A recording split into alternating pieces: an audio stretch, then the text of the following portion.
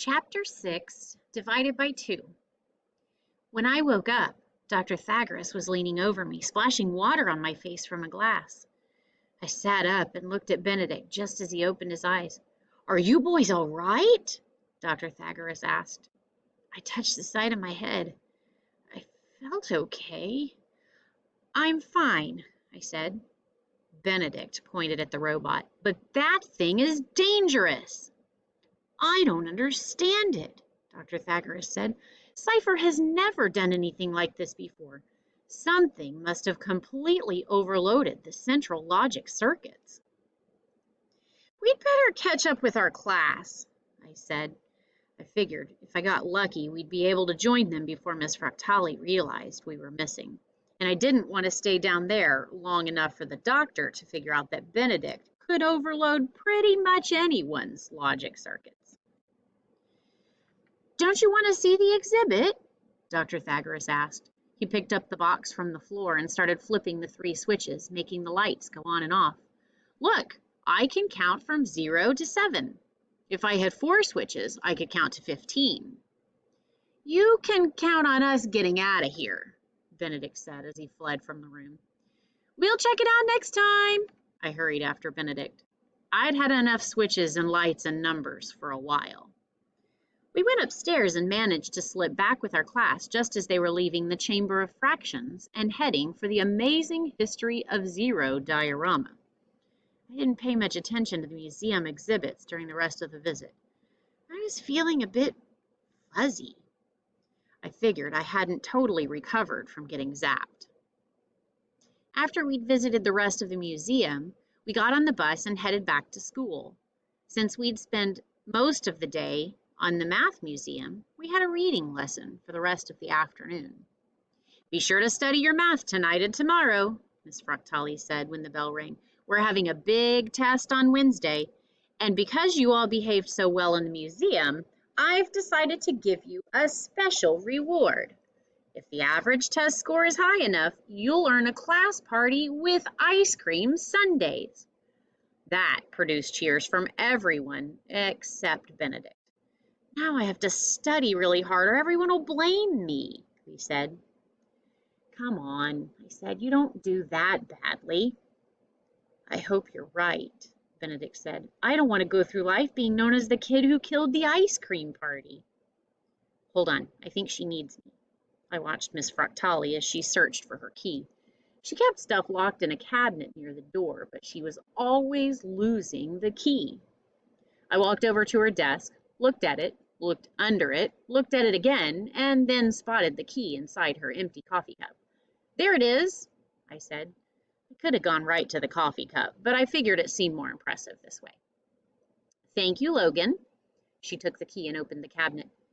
"Maybe you can ask her to give me a break on the math test, since you're always finding the key," Benedict said. "I don't think that would work," I said. "Come on, let's get going. My mom's probably waiting outside." My mom was picking Benedict and me up. She had to shop for my grandma's birthday present and had promised we could ride along to the mall. Luckily, she wouldn't drag us to the boring stores. We'd get to go off on our own. But first, she took us to the food court on the top floor and bought us frozen juice drinks. The orange banana slush monster with extra honey is about as perfect a drink as you can get. It has enough fruit to make Mom happy and enough sugar to keep me hoppy. "Okay, Logan, I'll meet you and Benedict right here in 2 hours," my mom said. "Don't be late." "We won't." I'd learned that lesson the hard way. The one time I didn't meet Mom on time, she'd had them announce my name over the mall loudspeakers. Talk about embarrassing, especially the part where they described me as a lost little boy. "Have fun," she said. "We will, thanks." I turned to Benedict. "Where do you want to go?"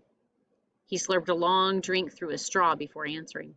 He'd gotten coconut cream with extra hazelnut syrup. "Well, she told us to have fun, so that means the game store, right?" "For sure." We headed toward the escalator.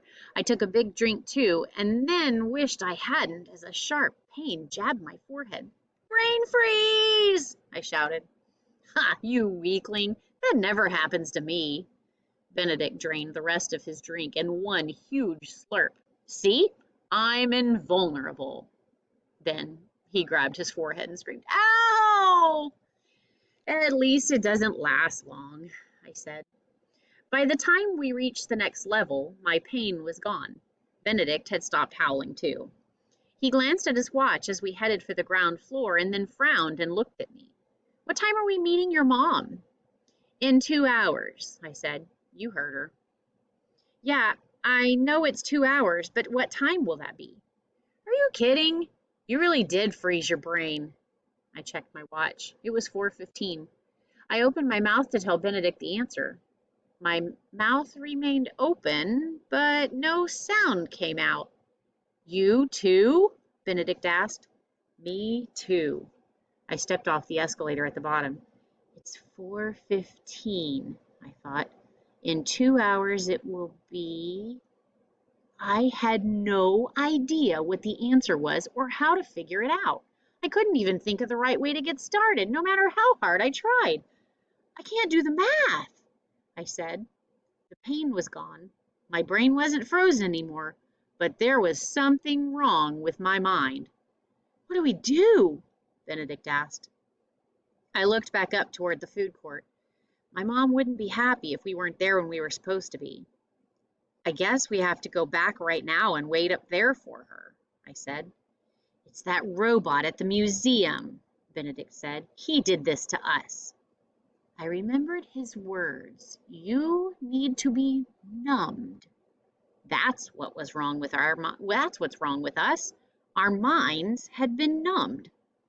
"I wonder how bad it is. Ask me a math problem." "What's 1 plus 1? Benedict said. "I have no idea." "9?" I guessed. "Could it be 9?